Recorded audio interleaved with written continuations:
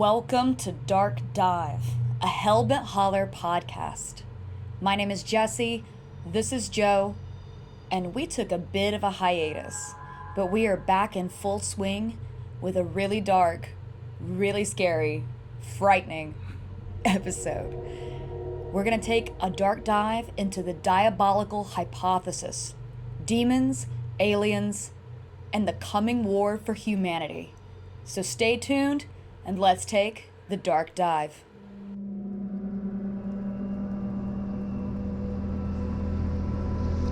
You are listening to Dark Dive.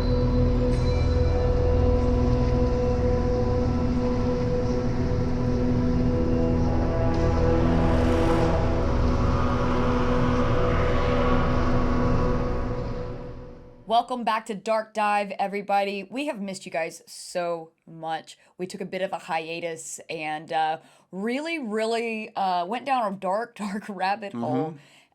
We wanted to do a lot of work to prepare for this podcast and this show because it's a huge topic, and we're going to get into all that right now. But it's a giant topic. Yeah, we wanted to do it justice. We had to come up with a formatted set of notes that we're going to have to refer to here because as you explore this, it's like a spider web. You just start branching out into different areas, different topics.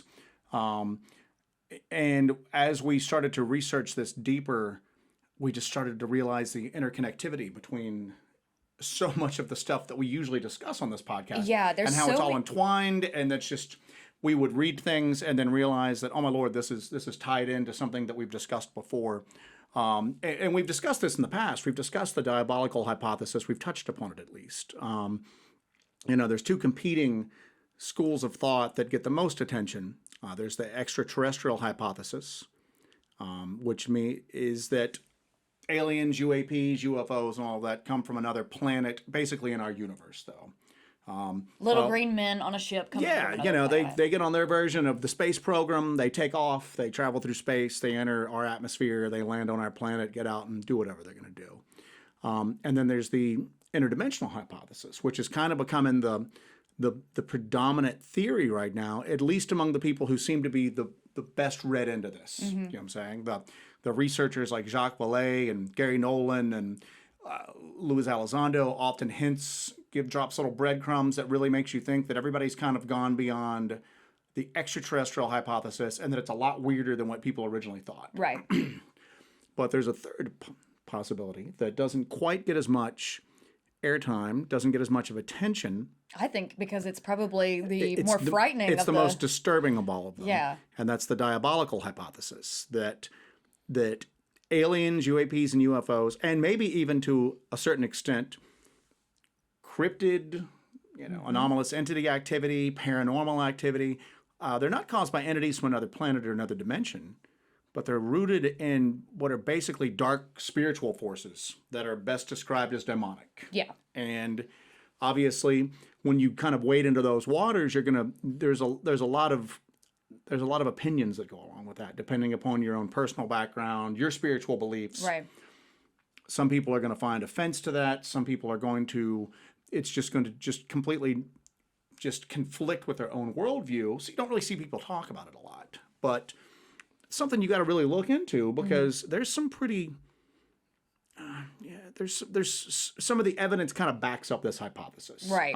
Some of the evidence that you come across and some of the stuff that you look at, if you look at it through a filter of someone who can entertain the possibility that there are what we would term demonic forces, a lot of this matches up, so. And there's a lot of consistent things that are seen throughout. We'll talk about a little bit of that later. Let's start with a starting point of people who believe in paranormal entities. Here's the thing. The starting point for me is that I don't necessarily originally approach this from a spiritual aspect. Right. But there's that Arthur C. Clarke quote that any sufficiently advanced technology is going to be indistinguishable from magic.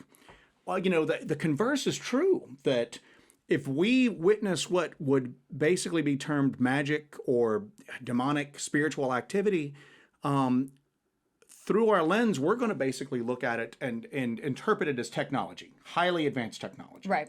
And some of the stuff, as you see, that maybe we've looked at it and gone, oh, this is alien tech.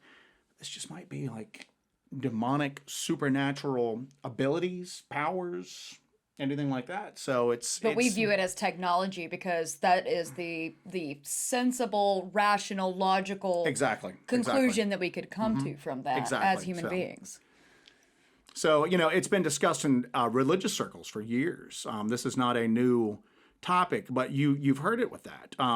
Everybody knows that, the Vatican has one of the best observatories in the world, basically. And the Vatican has a team that basically deals with extraplanetary events, space, basically. But they've it's been bandied around that basically when people are having these experiences, mostly with alien greys, that they're not having experiences with creatures born on another planet. It's basically it's satanic or demonic activity, And a lot of them really focus in on some they talk about the clear parallels between alien and UAP encounters and what people have traditionally tied into demonic possession or demonic encounters, demonic abduction, even. You know what I'm saying? So it's and there's some things that and there's lots of works out there. There's people who are actually extremely well thought of religious scholars have gone into this. This is not a fringe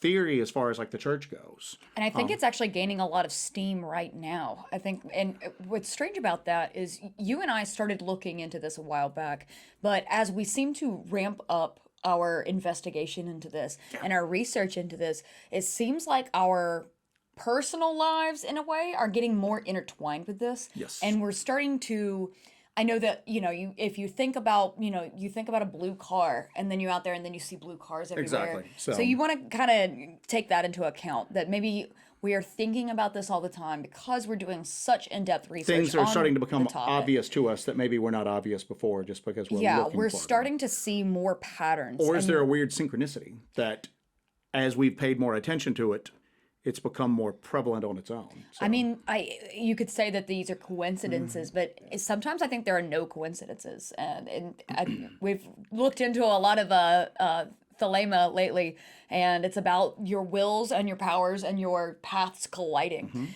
with a lot of it. So I think that our paths are colliding with whatever this is and what's going on. Yeah. And it seems like it's, in a way, consuming part of our everyday lives, Yeah, and not necessarily in a good way. No, not necessarily in a good way. And we've always taken the stance that we don't believe that hardly any, if not all of this activity could be considered good. Just because it's not harmful to you at that moment doesn't mean that it's beneficial. I think the most that you could hope for is kind of a hostile ambivalence, basically. You know what I'm saying? Yeah. That it's just because you had an encounter with one of these creatures or one of, some aspect of this phenomenon that you walked away unharmed, or you walked away going, oh, that wow, time. It was life-changing. Exactly right. Yeah. Maybe it was life-changing for you. Maybe the other side of that encounter, though, basically just didn't care about you at all. Again, one of the things we talk about as far as alien goes, alien doesn't necessarily mean just from another planet. It means alien. It's alien to you. It's incomprehensible. Completely foreign to your existence. It's coming from such a reality that's unrecognizable to us that we can't understand its intentions, its wants, its objectives. We just can't do it. It's like an anthill being disturbed for us to lay down a highway. They have no clue. They can't comprehend what's going on. We may be the ants in that scenario. And you hear that symbolism used all the time as far as humanity and the fact that we might be dealing with things that are just so incomprehensibly grander than us, beyond our comprehension, beyond what we could understand. And a lot of people like to ascribe human emotions and motives to these UAP encounters and foreign entity encounters, even cryptid encounters.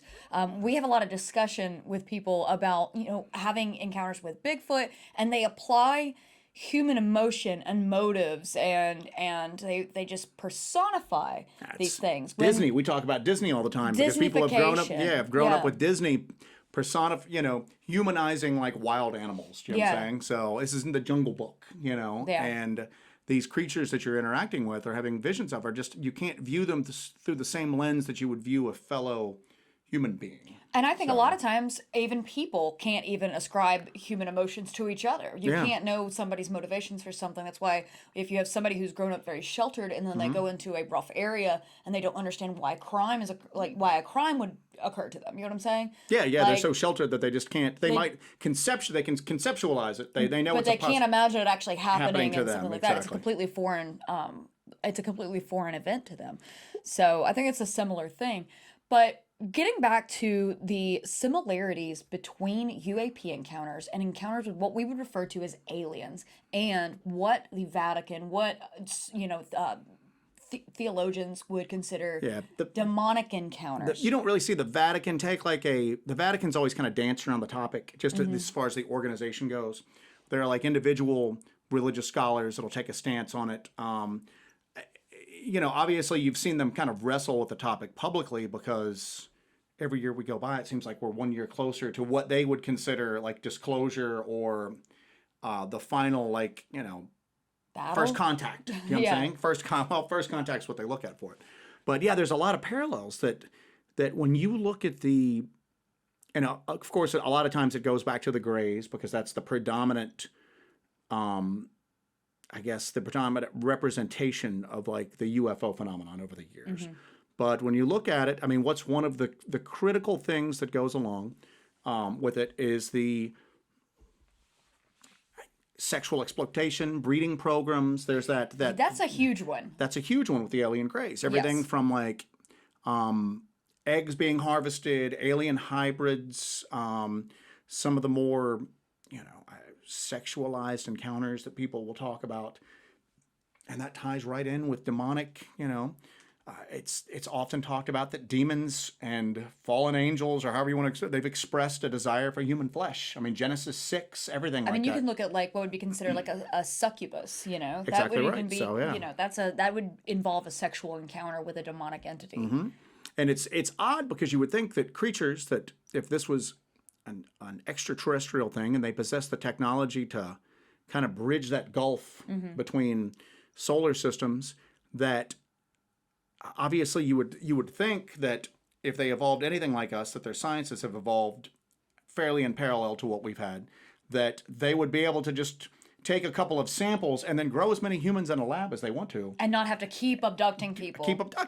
And that's another thing that ties into it, is that some of the procedures that they put people through seem to be extremely painful. You know what I'm saying? Oh, yeah. And you would think that creatures that were that advanced could basically do what they wanted to do, or whatever processes or operations that they needed to do, without causing the amount of pain that they cause.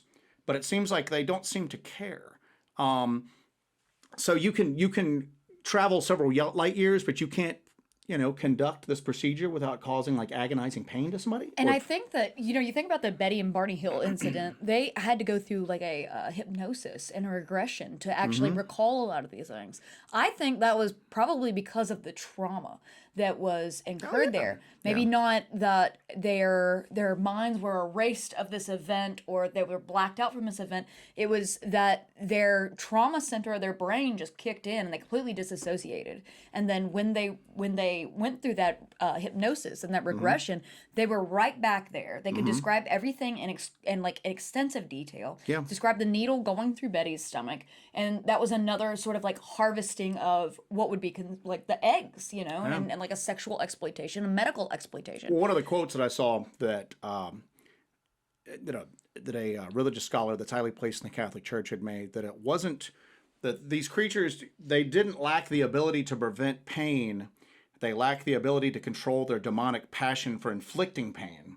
So that the pain is something that they basically could do these procedures without causing, but they're demonic, and human suffering is basically the key point of their existence. You know what I'm saying? So they feed off of it. Exactly right. So, and it's also odd that a lot of times abductees, people, experiencers, they have a huge amount of terror and anguish, basically, in their initial interactions with these creatures. And then later on, they start to feel comfortable, and then they basically have been almost like reluctantly won over by these creatures.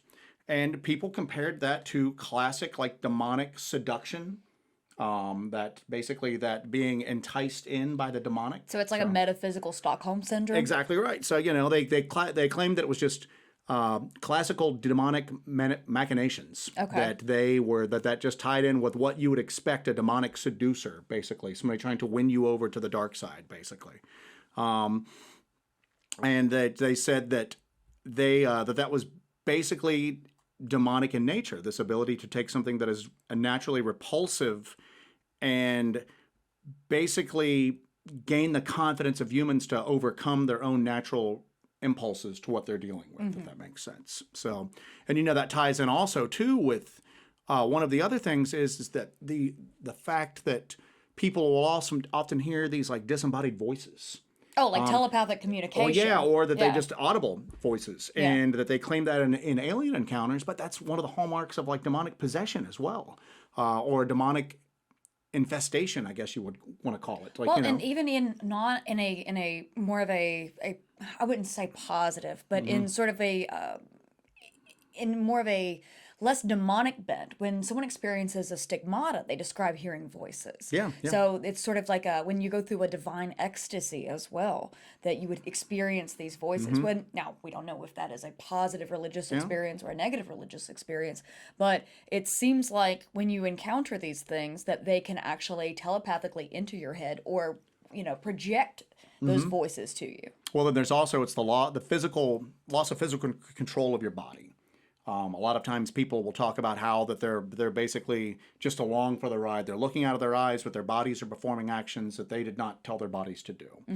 That ties in with possession exactly as well. Do you know what I'm saying? You're basically along for the ride. You're a prisoner inside your own body while something else pulls the strings on. Would you consider the Oz effect a lesser degree of that kind of like stunning, that you have no control over yourself, that you're kind of just stunned and there, but like a very, very, very like lesser degree than what is described here? For those of you who aren't familiar with it, the Oz effect is something that people will talk about where they start to witness some of this just extremely anomalous like activity, and they behave in a manner that afterwards they look back on and they go, why did I behave that way? I don't know, it's a possibility. I always think that it's the fact that your body basically just overwhelms with the stimuli that it's getting right now, that it's seeing something It's that's just a shock response? It's something that's so outside your interpretation of reality that your body just goes on autopilot, basically goes through the files of its responses and then just randomly chooses one.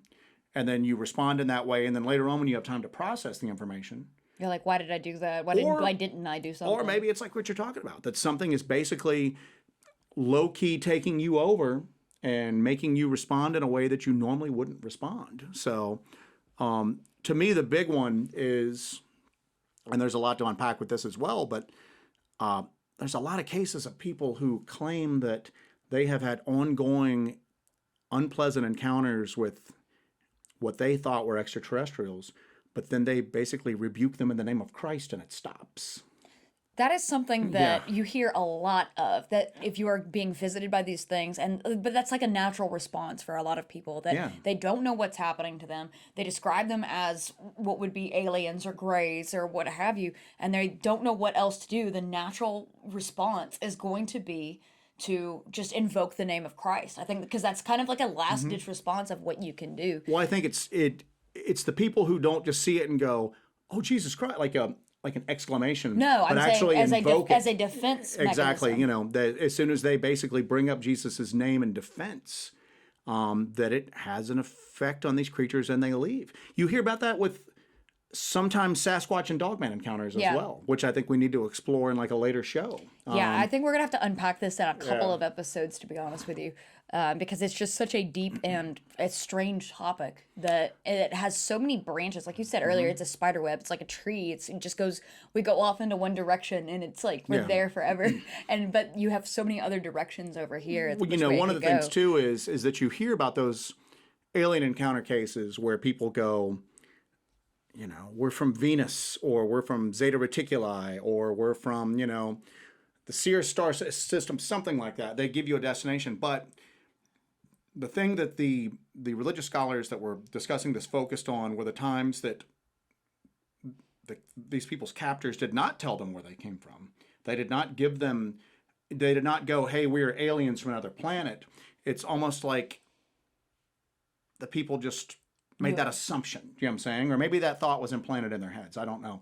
But a lot of times people would be asked, why do you think that, well, what else could they be? It might just be modern conditioning, you know what I'm saying? That a lot of people in modern culture will automatically jump to it's aliens as opposed to demons or as opposed to a supernatural, because probably, I don't see any numbers on it, but I'm sure that most modern society, if you did a poll, more people are going to be open and receptive to the idea of extraterrestrials than they would demons visiting them. Basically, exactly. Yeah. So think about the physical characteristics of these extraterrestrials and what would be considered like biblical demons, or what you would consider to be descriptions of demons. You're going to see something grotesque, like hairless, grotesque, large eyes. But what's the converse on that? Is that you have what they call the Nordics, that are tall and fair and very beautiful to look upon, and they talked about that when like Lucifer was cast down, he was still the most beautiful, even though he had been cast down from heaven.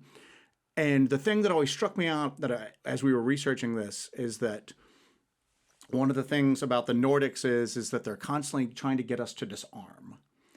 And you get you have the assumption that it's to try to bring peace to the world. And I was always just like, what if these are fallen angels and they want us to disarm to make us that much easier to conquer? Well, they say that the Antichrist will bring peace to the world before exactly he destroys right. it. So. Well, the thing is that when Eisenhower supposedly met with the Nordics, they wanted him to disarm. That was the sticking block, and that's why eventually he didn't make a treaty with them. He went to the alien Greys. Because they wanted him to disarm. And I'm always just like, well, wow, man. I mean, if these creatures come and assume a physical form on Earth, you would think that they would be somewhat susceptible to harm. They're no longer just pure spirit.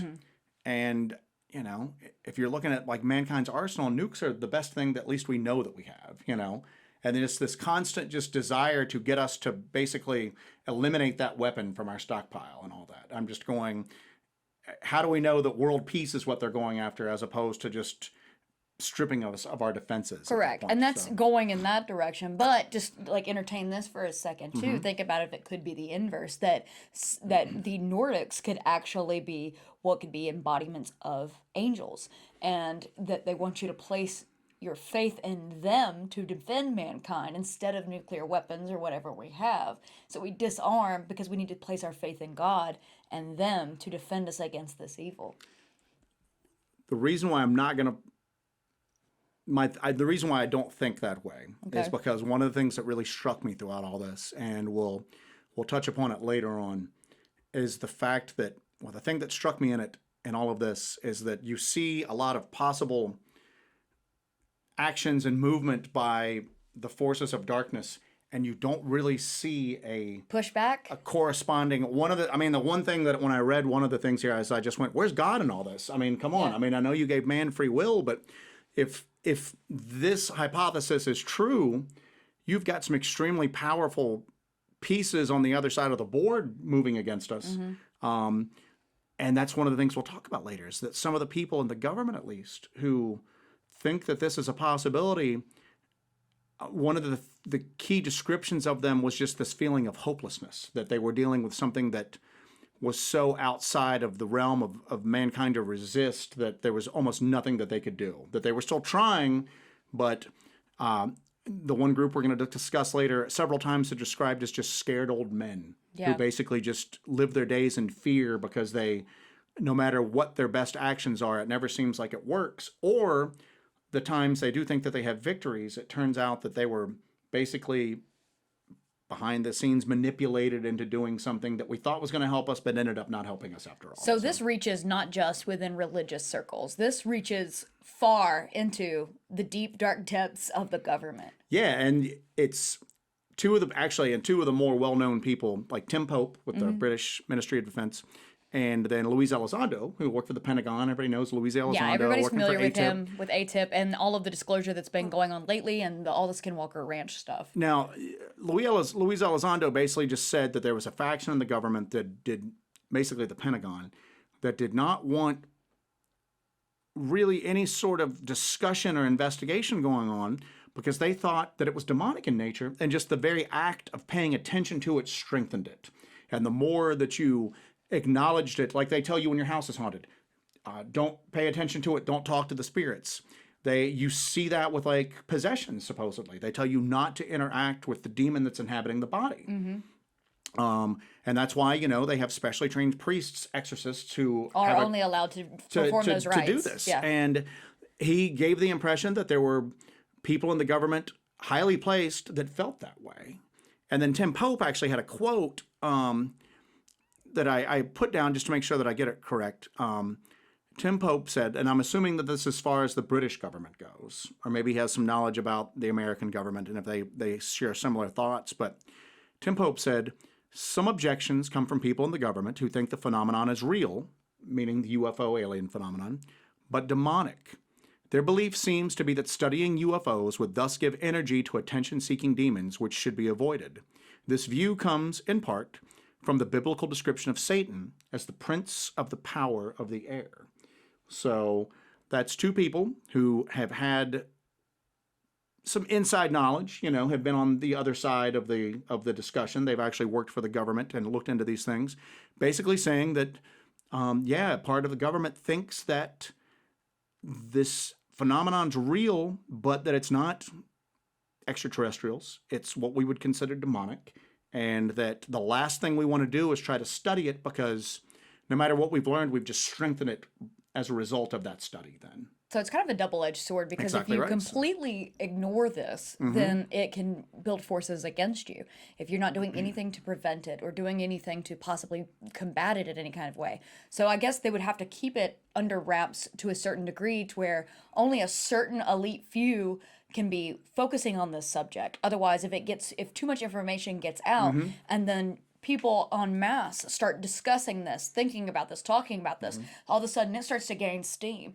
It's almost like a Tulpa effect that the more people believe in it, the more power it gains. Yes. And so the collective unconscious would just feed into that. So I think they're battling like a two-front war here against these forces, but then also stemming the tide of the information coming out to people in general. Well, one of the hallmarks of what we would consider demons is a very duplicitous nature and manipulation.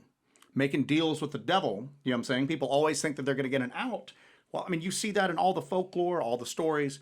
You don't make a deal with the devil because the devil's always a step ahead of you. And that was one of the things that came across as you start to look into this, is that the people that supposedly feel this way, that are supposedly in the government trying to figure out what to do, know in the back of their minds that no matter what action they take, they may be being manipulated to take that action. So playing into a grand design. So they're almost crippled with indecision at this point because they don't know what to do. That if anything they do might actually be serving the best interests of the adversary at this point. Yeah. So, and this isn't a recent thing either. I mean, this has been going on since the 40s. Oh yeah. Back with Jack Parsons, JPL. JPL. And his Babylon working, where he tried to bring through, the whore of Babylon, the Red Lady. The Scarlet Woman. Scarlet Woman, and that seemed to usher in the modern age of UFOs. It's awful strange that around the time of the Babylon working, in fact, a year, maybe less, maybe a year or less after the initial of the rite of the Babylon working, then we had the first real documented UAP sighting with Kenneth Arnold. Kenneth Arnold, yeah, the crash of Roswell. Yeah. It's claimed to be fake, but you had the Aztec UFO incident. You had, it just seemed like all of a sudden in a brief space of time, and these things have been seen as long as humans have been around to see them. Yeah. But it seemed like everything kicked off with in that. 47? You know what I'm saying? 45, 46 is when the Babylon working. So we just kind of glossed over Jack Parsons there for a second. I'm going to go into a little bit about Jack Parsons here, unless you have... No, go ahead. Okay, cool. Yeah. So Jack Parsons is a very, very, very fascinating character. He was... he was... Where do we begin with Jack Parsons? Yeah, and that's weird because it's just so much. I had a knowledge of him. I was aware of Jack Parsons. Everybody's heard about that. Everybody's aware of Aleister Crowley, OTO, and everything like that. but I didn't really know much about the story until I got into this. And then I'm just constantly going, is this real? Is this real? It's real life, but it sounds so weird that we have a hard time. So Jack Parsons is the father of American rocketry, basically. He dropped out of school. He barely graduated high school, but he was considered a genius. He was basically a self-taught chemist.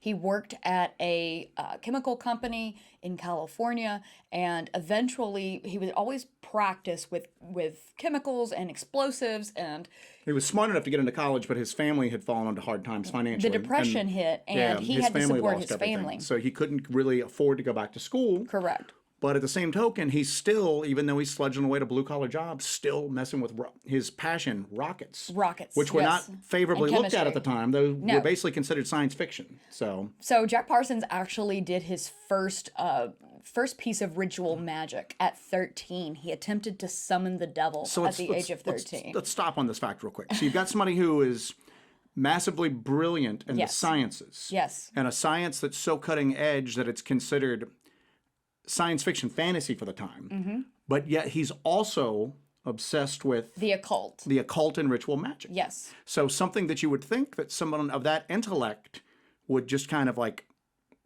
naysay, brush away, is that he sees the potential that it has. Generally, when you have people involved in the sciences, they tend to lean towards more an atheistic view. Except for the really brilliant ones who seem to run into the occult arena. Yeah. So he did his first working at the age of 13. He attempted to summon the devil. But it was obviously a failure. Was it? I mean, was it? So. Subsequently, after that, he signed a pledge saying that he was actually the Antichrist, which there's a couple of strange connections with that. Oh, yeah. So. That happened later on in his life. When he actually, fast forward, when he died in an explosion. He was 37 or 39 years old, but he died in an explosion, and we'll talk a little bit about that later. But his last words were, "I wasn't done," which, if you know what the final words of Jesus Christ were, it was, "It is done." So I thought that was kind of an interesting little tidbit. So you've got this guy, brilliant student, tries to summon the devil when he's 13, working a blue-collar job, obsessed with rocketry and messing around with rockets just basically in his free time. Yes. So he gets involved in the Thelemic Order of Agape Lodge in California. Crowley stuff. Yep. Aleister Crowley. So he joined an OTO lodge in California and became a part of that. And he moved up fairly quickly. He was obsessed with it, obsessed with the inner workings of it. And they used a lot of sex magic in what they did. He brought his wife into the OTO temple. His wife's little sister got involved in the OTO temple. And so which ties in, not to interrupt you with, but the sexual exploitation that seemed to be demonic in nature with UFO stuff. Yes. So a possible tie-in with that. So at the exact same time that he's moving up very quickly in this occult order, he's also moving up very quickly when it comes to rocketry. He got a deal with Caltech after they exploded a lot of stuff. He was not a student there. He's not a student. He has no degree. He has no affiliation with Caltech. But his friend was a student there. Yeah. His friend was a student there, and they actually got funding from Caltech to explore rocketry and have the first division of rocketry in the United States, basically. Caltech was on the cutting edge of that. Einstein was there at one point. And what's weird is so you have California Institute of Technology, Caltech, basically the physics stronghold of the United States. Even though that it was like newly established, it quickly established itself as like the physics, the go-to place for brilliant physical sciences. Correct. And you've got some guy who's insanely intelligent, granted, but doesn't have a lot of formalized training. He has chemical training. He's a chemist, basically a self-taught chemist. He was a janitor at a chemical company and used to steal supplies to practice with in his garage. They give him a grant, and he's working with graduate students at Caltech to work on rockets. Yes. And that's the thing that struck me about this, is when you said he summoned the devil when he was 13, where's he getting this knowledge from? Where's he? Because he's basically the leading force in these... in the exploration of rocketry. Yes. He's coming up with stuff while at the same time he's doing rituals with, this Crowley cult or Crowley religion or whatever you want to call it. He's also doing groundbreaking stuff with rocketry, and he's pretty much leaving everybody in the dust who are also brilliant but also have the education and training that he lacks. Yes. So where's this information coming from? Well, you could say that he had a predisposition to have that kind of personality. For somebody of that era to actually get involved with occult ritual magic, you would have to have some sort of predisposition to get involved in it. Now, whether his workings actually opened up pathways in his mind, that he actually summoned that and kind of put that into place, but he would always think outside the box beyond everybody else. Yeah, but outside the box thinking, it sounds like almost like he's getting messages from beyond, and Perhaps, yes. Perhaps, yes. But I think that in order for you to start getting messages from beyond, you have to have a predisposition for that kind of thing.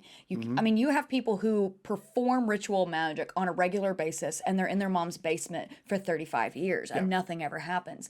I don't think that the act of practicing ritual magic or being involved in Thelema or any sort of occult practice is going to naturally give you anything. Unless you've got the right sort of mind for it, in which case, predisposition, which is what I brought up. The words that somebody else says have no effect, but you, with your natural bend to it, all of a sudden those words are like basically imbued with power. Yes, so, maybe you already have some of those pathways and you open them up through occult ritual. That's what I was thinking. So they ended up going into the desert after they blew up part of the campus. The group went to the desert. They formed what they called the Suicide Squad.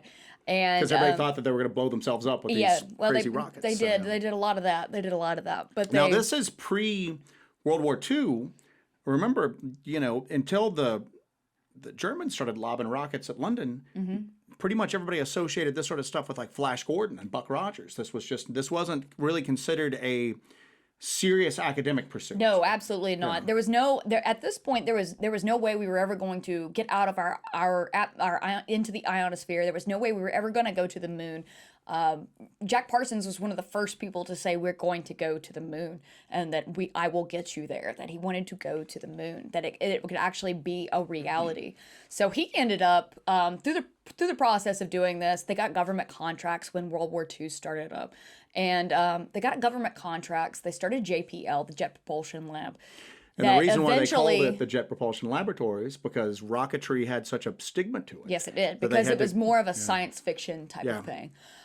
So they started that, and that eventually became the basis for what we have now as NASA. Without Jack Parsons, we wouldn't have the space travel technology that we have now.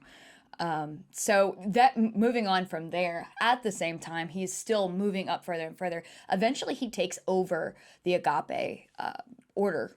And he takes over the lodge there, the Thelemic Lodge. He takes over. So basically his coven, for lack of a better word. Yes. So all of the followers join him. He uses his home as the temple. So he is ensconced in ritual magic every single day. And the thing that I found interesting is he would go into the desert to do these rocket test launches. And he's doing rituals while they're preparing for the rockets. So he's trying to invoke Pan and doing all this other crazy stuff. Before he would do any kind of launch, he would always he would do the Eopan. Every time before he would do a launch, he would do an incantation. So and what is Pan's equivalent in Christian religion? Satan. You know what I'm saying? The horns, the lustful nature, and everything like that. So yeah. So he. Then everything kind of started to go awry. Everything sort of went awry in his personal life. His wife left him after he had an affair with his wife's sister. But in Thelema, there's a lot of sex magic, and everybody sort of gets with everybody constantly because it's how they build their power. It's how they gain their power. It's part of the ritual. It's part of the religion, if you will, to partner swap. And they, Aleister Crowley was famous for having these wild orgies and bestiality, drug use, all kinds of crazy stuff was involved in that. And Aleister Crowley was the Book of Lies that he wrote was dictated to him by it was the angel Iowas. Iowas, it was the Book of the Law, Book of Lies. Oh, that was the Book of the Law. The Book of the Law and the Book of Lies is what he had. Two things? Yeah. Oh, I didn't know that. All right. So he, but that was the early days of it, and that was heavy in sex magic, and so that moved on down. So anybody who was practicing Thelema was involved in sex magic. So his wife left him after he got involved with his wife's sister. And he was actually good friends with L. Ron Hubbard of Scientology fame at this point. Because he's messed up with all this as well, right? He is definitely entrenched in this as well, yes. So L. Ron Hubbard, before Scientology ever came around, before Dianetics ever came around, he was He was best friends with Jack Parsons and lived at the home and was in the temple and a part of this. He actually ran off with the sister. Yeah. And she was actually an integral part of Dianetics and the establishment of Scientology. So that's a weird little side thing too. Yeah, that's something to explore later on, is the maybe the influence of Crowley's religion upon modern day Scientology. Yep. So yeah. Jack Parsons, above all in all of this, he's also a romantic. So he decided it was time for him to do the working of the Babylon. He wanted to bring about his elemental. He needed his elemental, his counterpart, because he wanted to bring upon us the Antichrist.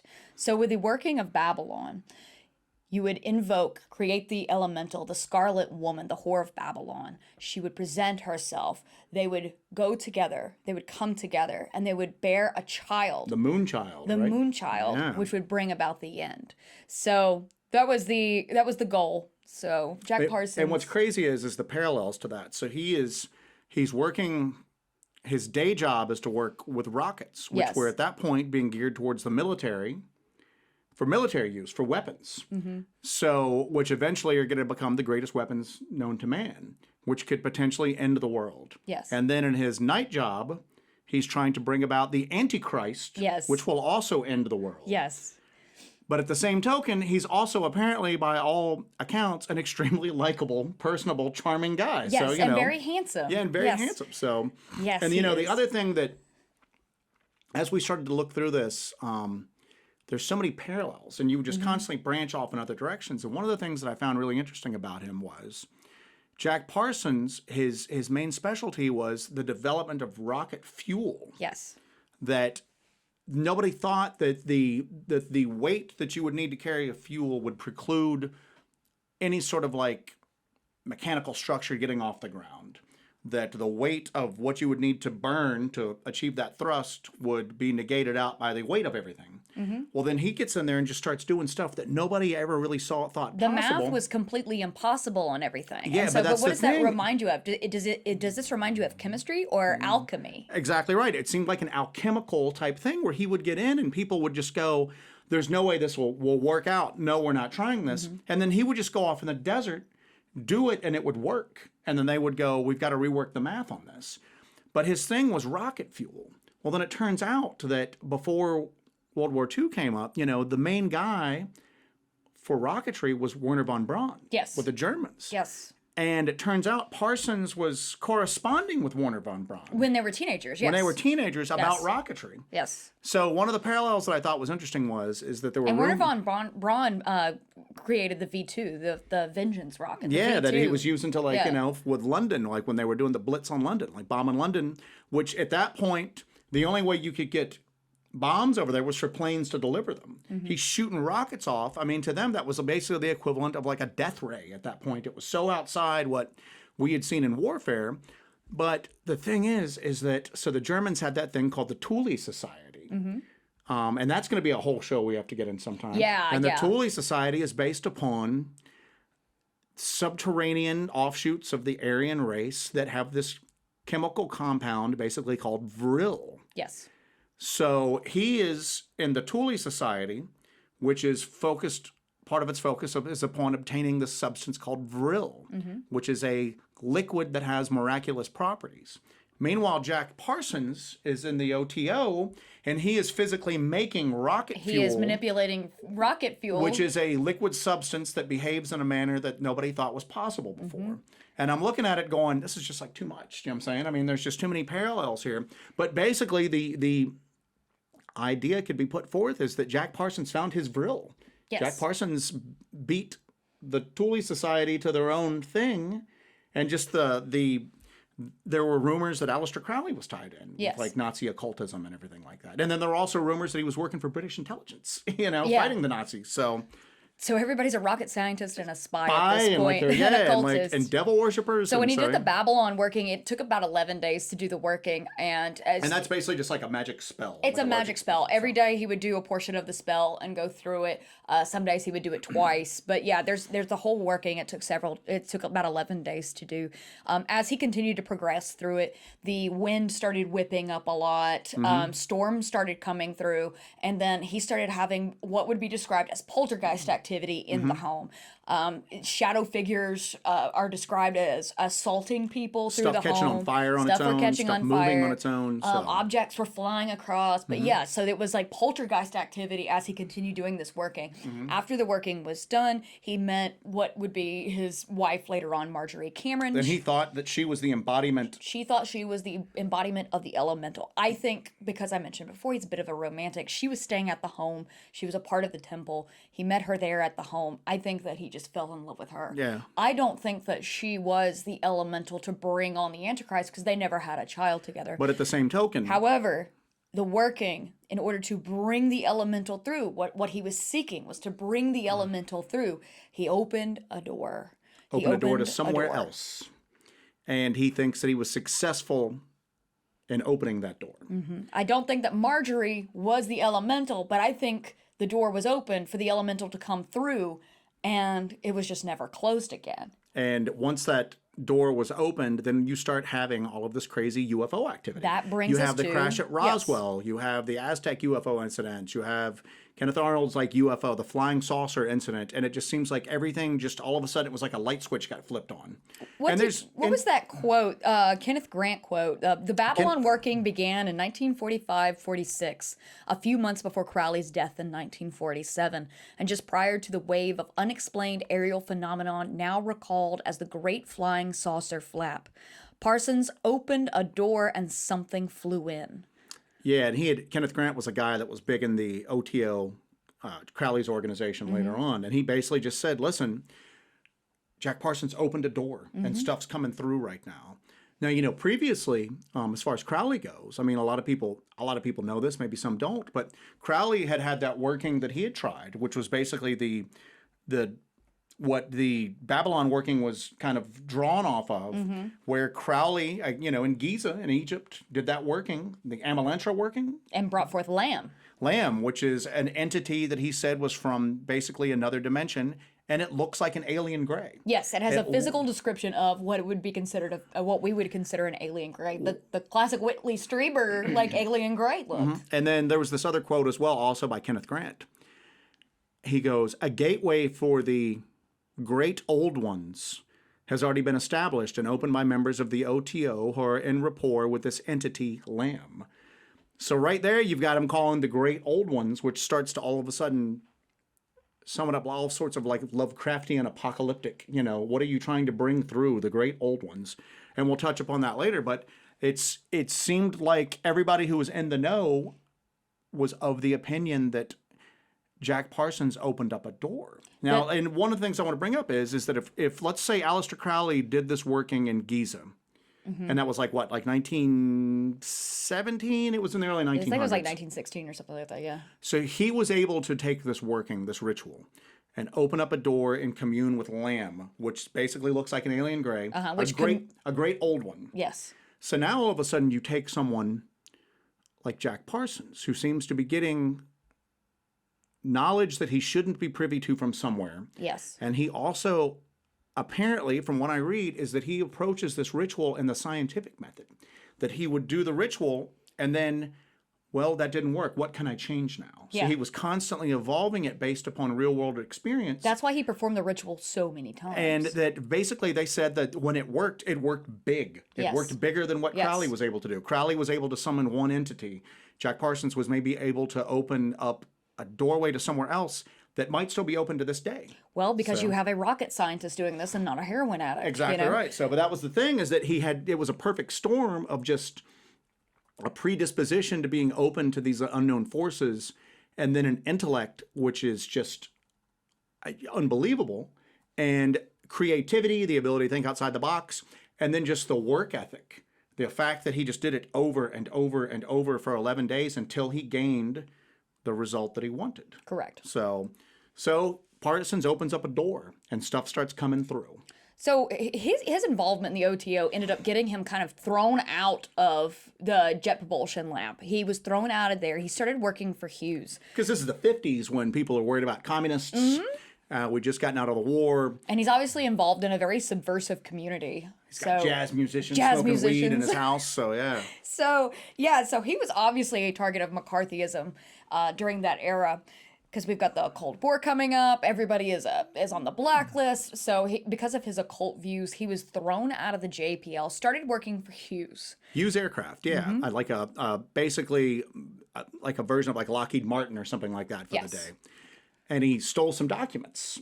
Yes. And we're still not quite sure. They thought at the time he was stealing the documents for the Israelis. The Israelis. Yes. He was claiming that he was taking the documents to basically work on a presentation that he wanted to do.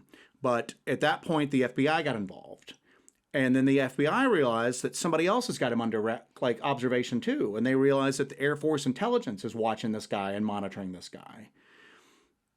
Air Force intelligence is watching him because he has basically openly said, I opened this portal and the things that you guys are seeing in the sky are because of me. Yes. And that this is all by plan because these UFOs are not what you're calling them UFOs now, but you'll call them something else down the road.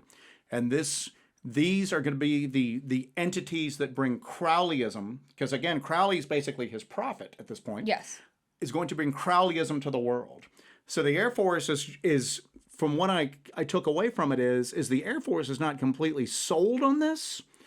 But there's so much weird stuff going on that they just don't want to dismiss it. They don't feel that they have the luxury of dismissing this out of hand because, again, it's Jack Parsons. They know what Jack Parsons is capable of doing in the physical world, and now all of a sudden it looks like that he's maybe done something equally astonishing in the metaphysical world at this point. So, and then, unfortunately, he blew himself up. Or did he? Well, so he left Hughes after that whole spat, and so he started working in the film industry. Doing like stage explosions and stuff like to make ends meet, he was working in the film industry, and he was working on something. So this is the official story, that he was working on something for a production at his home when he dropped a coffee can with, it was like a mercury solution in it, and something happened. There was a huge explosion. It blew his right arm off from the elbow down, blew a hole through his jaw. So he's mangled. His legs are broken. He only, sorry, I just hit my mic. He only lived for about 40 minutes after that. But like I said before, his last words were, I wasn't finished yet. So from what I understand these Thelemic beliefs are that whoever opened the portal, any portal, has to be the one to close it. Generally, yes. And the portal is still open at the time of his death. Yes. And that was and when I read this, that was people were going, well, the concern is that he opened this portal. He needs to close it. And now he's dead and he can't close it. And then I went, maybe the powers that be didn't want the portal closed.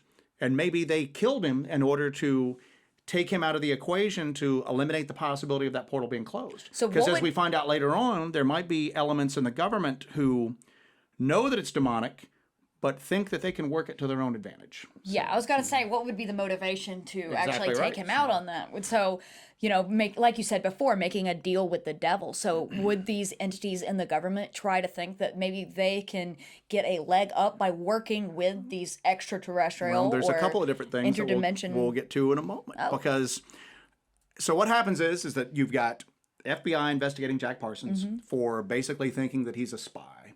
They see the Air Force investigating him. Let's compare notes. Why are you guys investigating him? We're not worried about these airplane documents that he's stolen. We're worried about these unknown flying objects that he is claiming that he has basically summoned onto this world, reality, whatever you want to call it. So they basically ask him. They flat out ask him, are you responsible for this?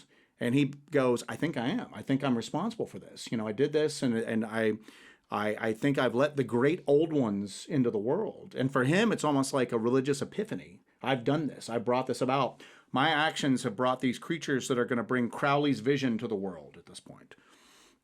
And then he dies, and the activity's still going on. And that is when you start to hear about factions in the government that it's not even like a chessboard. There's not opposing sides. There's different little factions in the government that are all trying to deal with this and work with this situations. And that's where you start hearing about the Collins elite. And the Collins elite is something that it's weird because I may have heard the name in the past, but it did not register with me. And then as I started doing research with it, it seems like the names started just jumping up everywhere. The Collins elite are those guys that Luis Elizondo and Tim Pope have talked about, asking the question, are these extraterrestrials or are these demonic? The Collins elite are the guys who are approaching this in the fact that we are dealing with a demonic incursion, that we are dealing with stuff that they talk about in the Bible that brings about the end of days, and what can we do to combat it? And they took the name the Collins elite. I heard like several different variations of why they took that name. It was the building they met in. One person said that one of their people that they consulted with was from a small town named Collins, and he joked about how it was just I think he was a Quaker, the guy was, but he was very knowledgeable of the occult, and they would bring him in to talk about it, and he goes, wow, this is crazy. Most of the people in my town work in like a cheese factory, and here I am consulting with the government, and they called him. I said, oh, well, you're the elite of Collins, and that the name just kind of stuck. They started informally calling themselves the Collins elite, and it was an informal group. They didn't show up on any structure. They didn't really show up on any paperwork because there was plausible deniability for it. They didn't even get their own funding. Their funding was funneled to them from other. Doesn't this sound a lot like what's going on with what happened with Skinwalker Exactly Ranch? right. There's parallels to that, and the ATIP, OSAP, all of that. So these are basically government scientists, government intelligence officials, people who are in positions of power in the military. Most of them approach this from a Christian background, and they start looking into this, and they start drawing some of the same parallels that we mentioned earlier, that, man, these don't really seem to behave like a technologically advanced society who is here just observing us. These behave like what we have been told to expect from demonic entities, fallen angels, anything like that. So the Collins elite are basically these guys who they believe that there is a great deception taking place. They believe that these entities are trying to popularize the idea that there are UFOs from another planet, that these are alien creatures from another planet to try to hide their demonic reality. And these messages of these, like, these are our star brothers. They come in peace. They only want what's best for humanity. We need to listen to what they say, which I found a parallel with the people that we talk about in the Sasquatch community. Yes. Our gentle forest brothers, and they mind speak me, and they only want what's best for us. And I'm going, if they only want what's best for us, then why don't they communicate openly? Well, it's because mankind slaughters them, and they still have our best interest at mind? No, they don't. So they think there's just a benevolent creature for no reason. Well, they think that this is part of the great deception that's eventually going to bring along what was Jack Parsons trying to bring along? The Antichrist. The Antichrist and the end of days. And now keep in mind, this isn't even necessarily an official government position, but it's people who are in the government who have some sway, who kind of approach this from their own religious background, and some of them are wholehearted believers in it. Others are going, the stakes are too high. If this is a possibility, we've got to pay it attention. Even though I don't personally think it's likely, there's a possibility. So we just throw some money at it and throw some funding at it and put some experts in it. Okay, but it's not like the government is not famous for doing black budgets and having these what would be considered new age departments. Well, think of Project Stargate. Look at DARPA. DARPA is just a bunch of guys with genius level IQs who are supposed to sit around and come up with things that are just, and they realize that 99% of these things that DARPA comes up with are going to be insane and never work out. But they're supposed to think outside the box. You are rewarded for a thought process that anybody else would just go, that's so fantastic, that'll never happen. That's what they want. That sounds just like Jack Parsons, by the way. Exactly, just like Jack Parsons. So you've got these guys, the Collins elite, and they're approaching this in the fact that these things are demonic, but they don't know how to fight it. They don't know how to stop it. Our planes can't catch these things. We may or may not have been able to take them down occasionally, but still they seem to basically come and go at will. People are being abducted. People are claiming that they're getting telepathic communication. You're starting to see basically UFO cults come up. People going that, these are our benevolent star brothers and da-da-da-da. That starts to spread. That starts to enter the modern thought process. The Zeitgeist is that these things are peace bringers from another planet who only want the best for us. And they are trying to figure out how to to act against that, you know? So you've got those. You've got the Collins elite guys who are basically bureaucrats. They're not elected officials. You may have some elected officials that are in there, like senators, you know, representatives, whatnot, but the majority of them are just people who have been in the government in different capacities for years. They're ensconced in power, but they're not really the decision makers, okay? So you've got them. Then you've got other people who also believe it's true, but they're wanting to communicate with these entities, okay? They realize that, wow, these rituals seem to work. So you have part of the government who starts to dabble in these rituals themselves, the same things that Jack Parsons did. Now imagine this, it's not one guy in the desert doing this. You have funding and laboratories and resources and multiple people and avenues that Jack Parsons could only dream of. Correct. All working towards the same goal of communicating with these creatures on the other side of the Or bringing them through. Or bringing them through. Now, then there's other guys who go, it's real, we know it's bad, but it's unstoppable. Okay? There's nothing we can do to stop it. We're just men. And you're dealing with things of literally of biblical proportions here. And our best goal is to try to interact with it enough to slow it down, to give us some breathing room, to try to figure out what to do.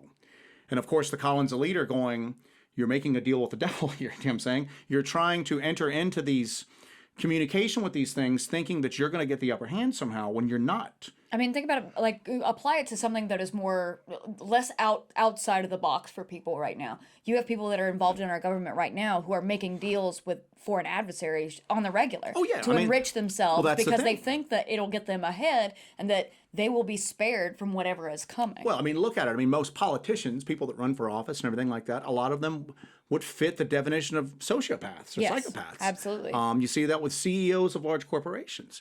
That's not the Collins elite. Again, these are the people that are kind of like doing the drudge work. And again, they might be highly placed, but they're not the decision makers. They're not the final decision. They're not the ones who have the ultimate authority to do this stuff.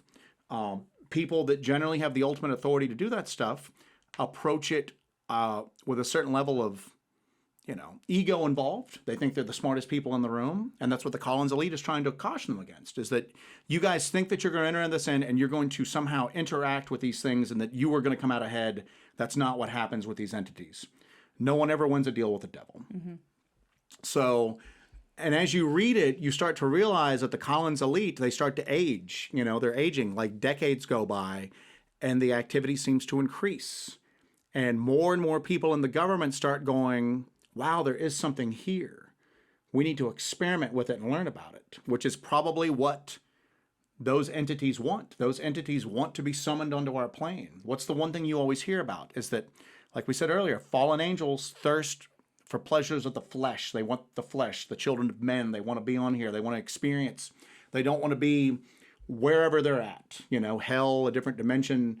They want to be here. So they want you to summon them. So they're going to act, behave, and say things in such a way to make you think that it's in your best interest to entice you to bring them over. Yeah. Which again, the Collins elite. So as they age and as this goes on, the Collins elite are just constantly referred to as scared old men who just shiver in the dark every night, who can't sleep, because they basically see the apocalypse rolling up in slow motion. And there's nothing they can do about it. And there's nothing they can do about it. But they're still trying. You know what I'm saying? But at the same time, they're still trying, and every effort they make, they never know, is this the right thing to do, or have I been manipulated into behaving like this, and these actions are going to make it happen that much faster. So are they playing into some kind of grand design? Are they just by battling against it, even if they are adversarial forces against this evil rising, is them doing this somehow aiding? They don't know. In the great working. And that's the thing. They're almost paralyzed with indecision, but they know they have to do something. And at the same time, they're aging out completely. They're dying off. A new generation is coming out. A new generation is coming out. Who's not as religious. They don't have the religious background that the Collins elite has. And it almost seems like, you could say that right now we have what seems to be some sort of Luciferian rising within the government ranks. Which started when? In like the late 40s, early 50s. Yes. You know what I'm saying? If you were to talk to certain segments of the population, they would say that's when the moral decay of this country started up. Mm-hmm. And like I said, it's you look at it and look at Thelema, do what thou wilt shall be the whole of the law. Basically, all earthly pleasures, you don't really worry about an afterlife. You don't worry about morality. No. It's whatever benefits you is good. It's whatever you want to do. And that is pretty much how this culture is nowadays. Yes. And so they did bring Crowleyism to the world. That's what Jack Parsons said was going to happen. Yeah. And that's when you start looking into this, as you start realizing this is so insanely interconnected, all of this different stuff. Rockets, devil worship. I'm going to open up a portal. Things start showing up. I'm going to bring Crowleyism. And then now it looks like where Jack Parsons wanted us to be all along. Well, think about this too. You know, say extraterrestrials, aliens, what have you, came through, and it was like a televised event. So it was all complete disclosure. We all know it's happening. Right there, everything's out there, right in front of everybody, on the table. The end is coming. They're coming to kill us all. What is the first thing anybody is going to do? Not anybody, but you have two different directions people are going to go. You're going to have people who are like, well, it's all over. I'm going to go into insane debauchery. And then you have, well, it's all over. I'm going to go and be insanely religious and pray for this. And, you know, but everybody's going to all of a sudden get very, very polarized in the directions in which they go. You have people who are going to be debaucherous and be like, well, it's all over anyway. I don't care. I'm going to do whatever I want. Or they'll side with this enemy that is coming to take us. Well, if you look at what the Bible says is going to happen, that's what happens. A great sorting. Yeah, yes. You have a great sorting. You have people who take the mark of the beast and then those who don't. And it, like I said, you start to look at this and you start to go, wow, all of a sudden this just isn't an interesting story. Are we watching history play out in front of our eyes? You know, I mean, if this is not some guy on YouTube saying, hey, I opened up a portal to another world. This is a guy who literally, maybe somebody else would eventually come along and make the same discoveries he did, but they didn't. It was him with lack of a formal education, with really no real resources. He's out there doing stuff that would have killed almost anybody else, and it's just working. Like you said, it's almost alchemical. It's almost as if he's doing an alchemical working or a thelemic working, a great working. He is out there and he is doing things that seem... I think it's all one big working. It started with Crowley in the early 1900s. The Babylon working was just another part. It was cracked. Well, because the information had to come through to Crowley at that point to get to the Babylon working. The information had to come through there. Then it had to get to Jack Parsons. Jack Parsons had to do the second part. Now we're on to the third part. We're into the third part right now. We're into, I don't know if it's the final part. I don't know. But we're into like this third part right now because now we're starting to have the disclosure where now the power is building, where people are starting to learn about these things. And maybe if people start to learn about them, their power increases. So maybe this whole thing with disclosure is a part of a larger working. I look at what we deal with personally in our small little sliver of the world. Okay. At the end of the day, we are we don't even factor on a cosmic scale. Okay. You and I. Okay. We go out and we look for weird stuff. We have whatever equipment we can build or scrape together. It's a huge part of our lives. We devote a lot of time and energy to it. But again, at the end of the day, we're two people. We're not Jack Parsons. Okay. Right.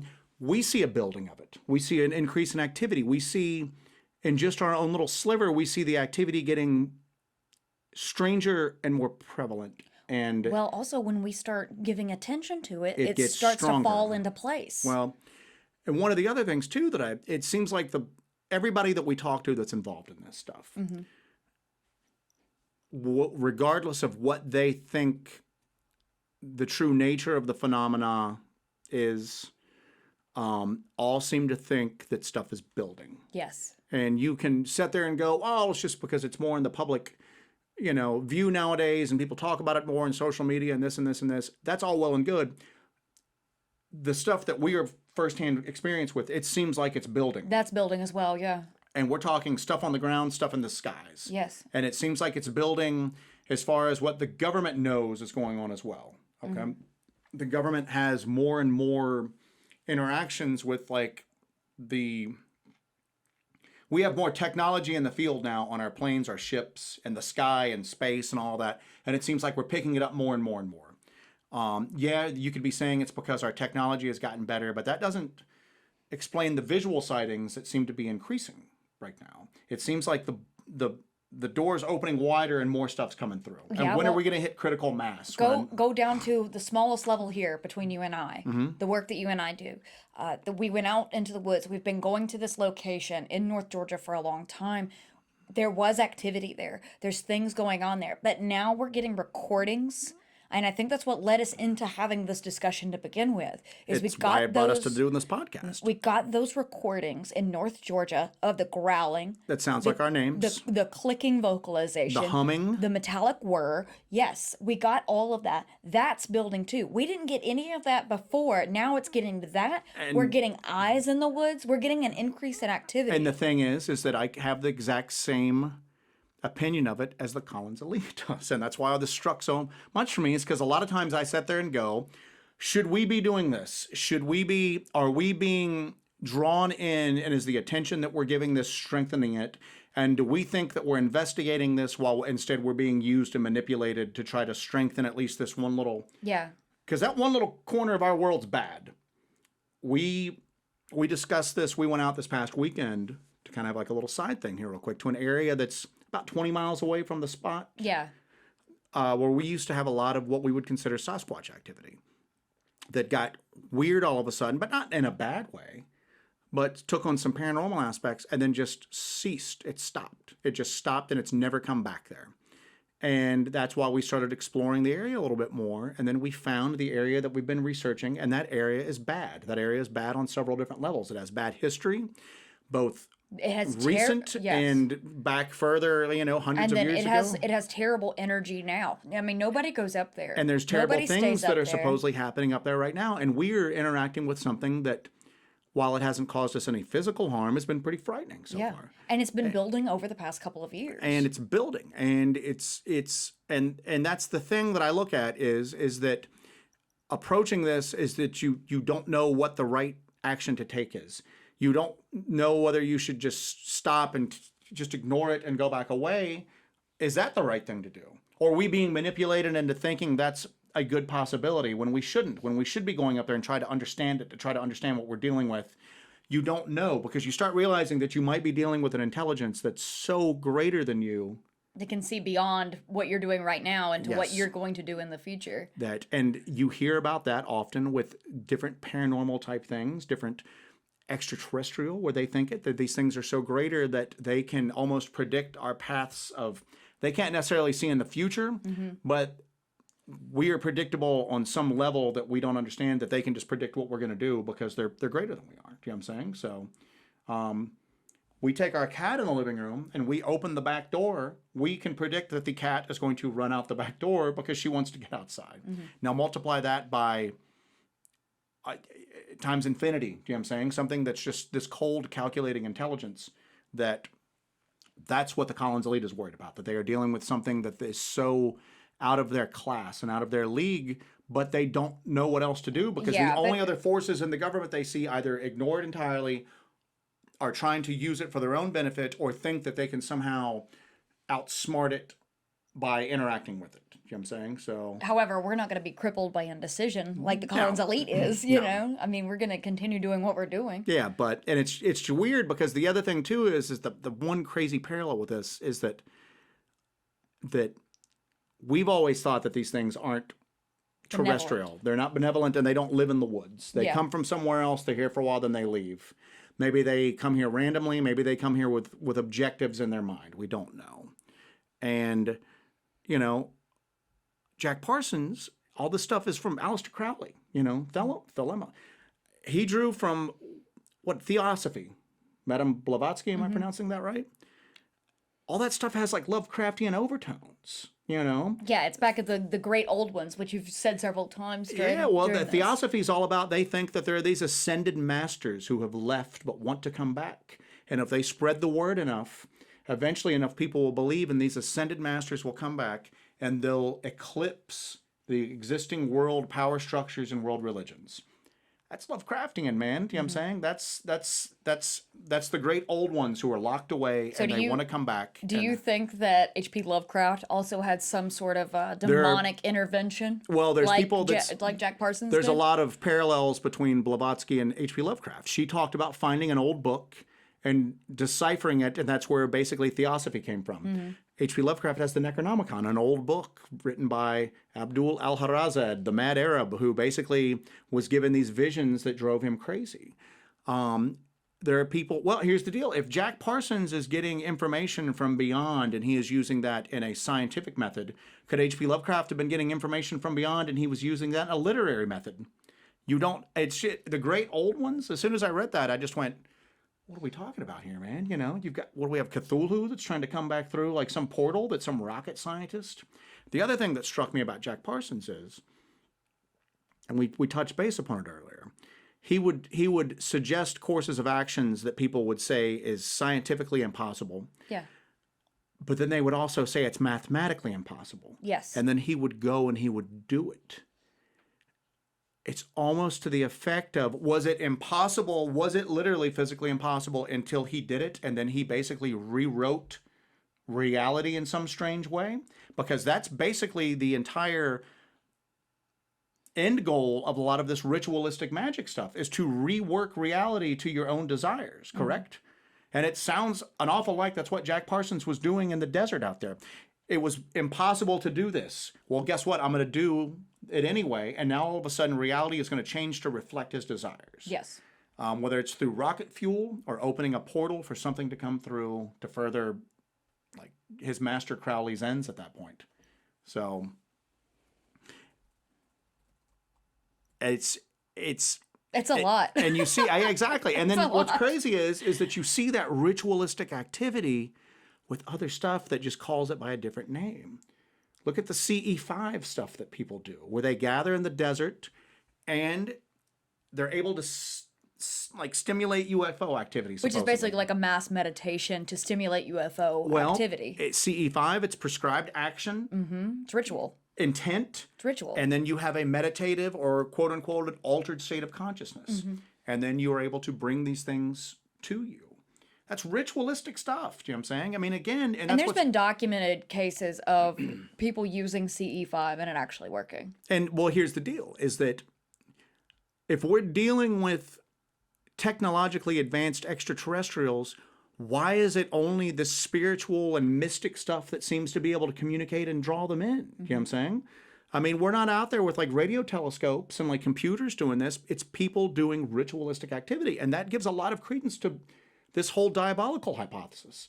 I mean, you're telling me that you're using mystical like activities to draw in or communicate with non-mystical entities? That doesn't make sense to me. Do you know what I'm saying? I mean, this is a rabbit hole you go down into. And it's all this altered mental states that seem to come in like so much. And what's weird is then you get into, all right, so let's look at the scientific side of this now, not people gathering out in a desert and chanting or doing whatever CE5 entails. You've got Gary Nolan, you know, a guy that's probably one of the best scientists in the world who has gotten interested enough because of his own experiences to start looking into this UAP phenomenon. And he's one of the people that the government has tapped and given resources to look into this further, okay? He was the guy that was looking into Havana syndrome for like U.S. diplomats and people that worked at embassies in different countries who were having those almost undiagnosable brain like activity and injuries or whatnot. They were looking at hypersonic weapons. They were looking at radiation weapons being used, food being poisoned. They could never figure it out. Well, he was one of the guys that looked into that. These people that would all of a sudden start having these symptoms and these illnesses, and then they showed basically traumatic brain injuries, sometimes on like a cellular level, okay?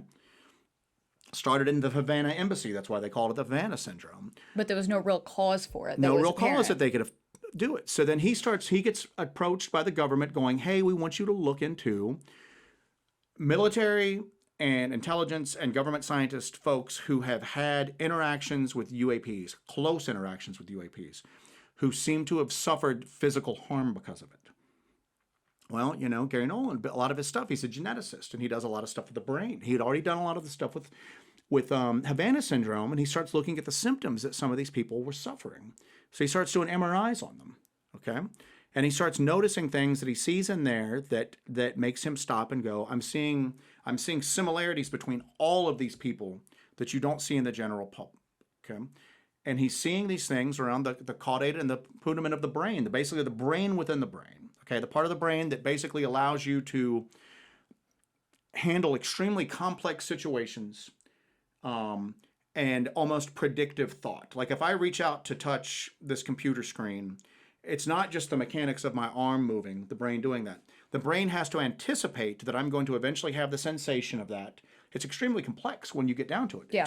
Even the smallest physical actions are extremely complex on a certain level, and that's the part of the brain that handles them.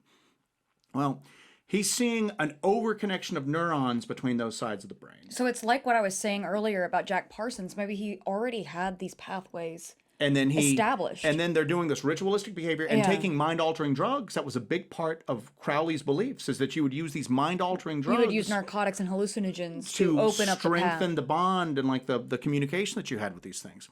So, well, you know. So these people are natural antennas. Well, at first he thought that it was caused by the UAP activity itself, but then he looked at the ones who had had MRIs before their activity, and they still had that overconnection. So these people are like natural antennas. Were natural antennas. Then he finds it in their families. So basically what he is saying now is that these people might be hardwired in to have these experiences. What does that mean? I mean, what does that mean? Are these things purposely showing themselves to people who have this overconnection of neurons? Is it happening all around us, but maybe these people are more predisposed to noticing it? They have the ability to perceive it. But it all comes back down to, this isn't necessarily an altered state of consciousness, but it's altered brain activity, which Crowley and Parsons were looking at through hallucinations, which the CE5 people are looking to accomplish through meditation. And also, when you perform ritual magic and you do ritual workings, you go into a meditative state. You go into a very, very intense state mentally that completely removes you from your body. You're in another time, another space. Exactly it's right. Similar And that's to very intense meditation. And that's how you contact advanced technological civilizations. If this computer breaks right now, I'm not going to go out and get a chicken and cut the chicken liver out and like burn it like on an altar and start saying some gibberish into the air and then my computer just starts to work. No, I have to approach it from a technological aspect and try to fix it mechanically. Why are they taking metaphysical approaches to these creatures and getting results, and then we're saying these are just physical creatures from another planet? That just doesn't make sense. And that's the thing, is that when I got into this, I just thought it was interesting and it was kind of dark. But then I start looking at it going, the people that seem to have the most luck contacting these things are people that approach it from an occult perspective. And what's the most active spots we know right now? We know the LBL.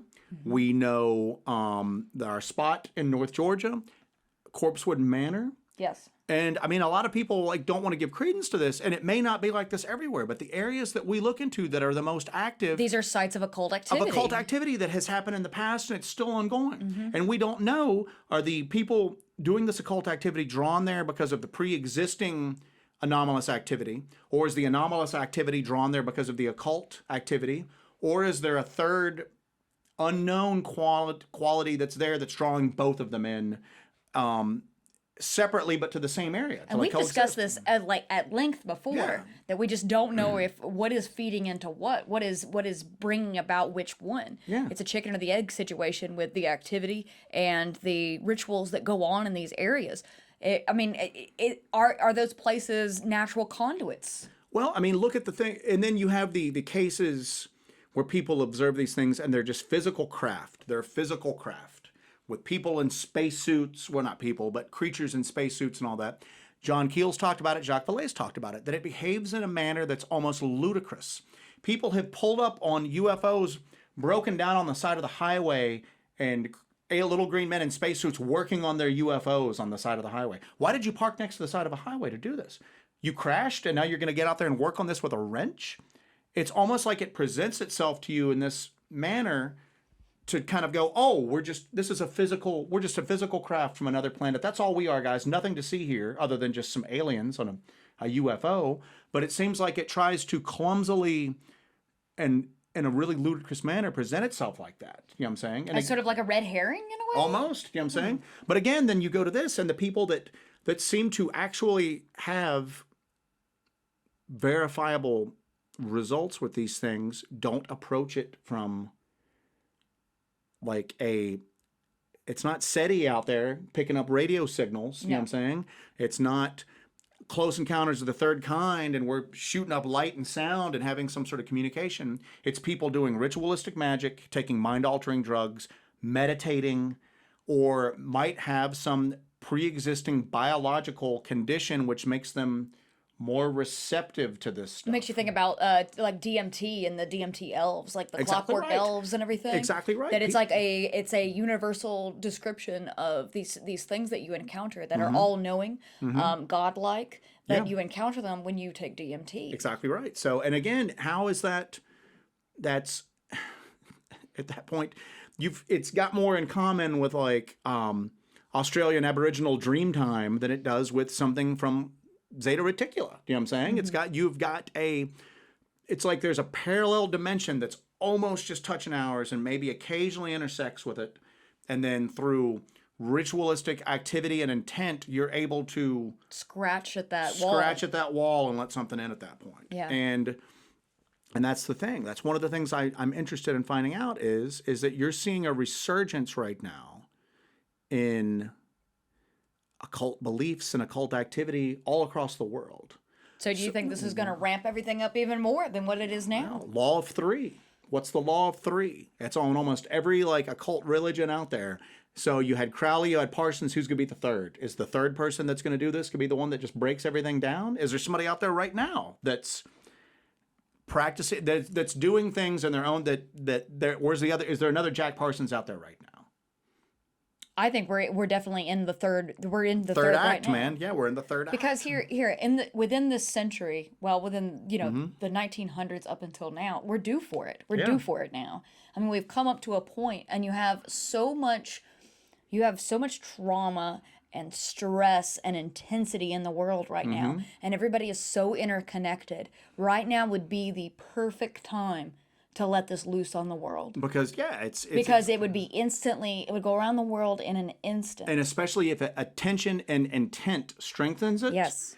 Instead of it happening and then having to spread word of mouth, you're exactly right. It's going to get on the internet. We are more connected than we've ever been. Like this would be the exact perfect moment to unleash this on the world. And again, it just reinforces the possibility of the diabolical hypothesis. Because if it's a creature coming here from a rocket or their version of a rocket from another planet, it should make no difference whether every single person in the world believes in them and knows about them, or if nobody does. It's still going to happen. If I pick up a rock and throw it at you, it doesn't matter whether you don't believe in rocks or not.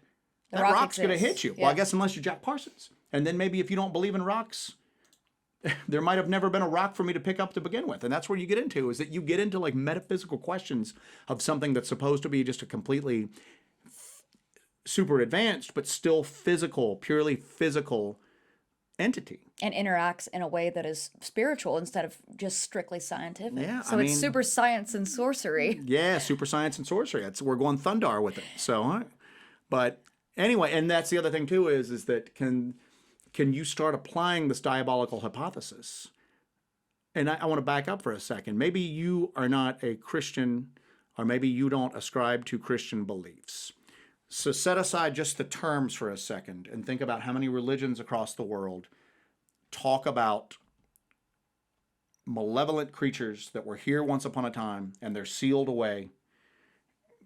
Hell, Gehenna, anything like that. But Norse mythology says they're going to come boiling out eventually and bring about, the twilight of the gods. You know what I'm saying? Yeah, there's an apocalypse, there's a revelation and everything. But it's caused by something coming in from somewhere else. So maybe when you say demon, you go, well, I'm not Christian. That doesn't make any sense to me. Well, then just replace that for just another term for another creature that is in another dimension that is going to come here and just wants to do harm. Yes. But that's the thing, is that can that diabolical hypothesis, can it explain other phenomena that's going on that's not widely accepted? It's kind of like, misunderstood by mainstream society. But what about like paranormal activity, ghost activity? Yes. You and I disagree on that. I don't think there's no such thing as ghosts. I think that's all a different sort of malevolent energy masquerading as a human spirit. what about encounters with unknown entities like Dogman or Sasquatch or any of the other like creatures? Oh, that this pop up? reaches into all kinds of things. You Missing can apply 411 phenomenon. You can apply the diabolical hypothesis Yeah. to all of these things. Exactly, and I you can think- explore all of those avenues, and we're going to explore all those avenues, but not today. Yeah. Because this is an ongoing project that we're going to work on. We're going to continue to do our research and our work on the diabolical hypothesis and see how far this goes and see how far we can take this.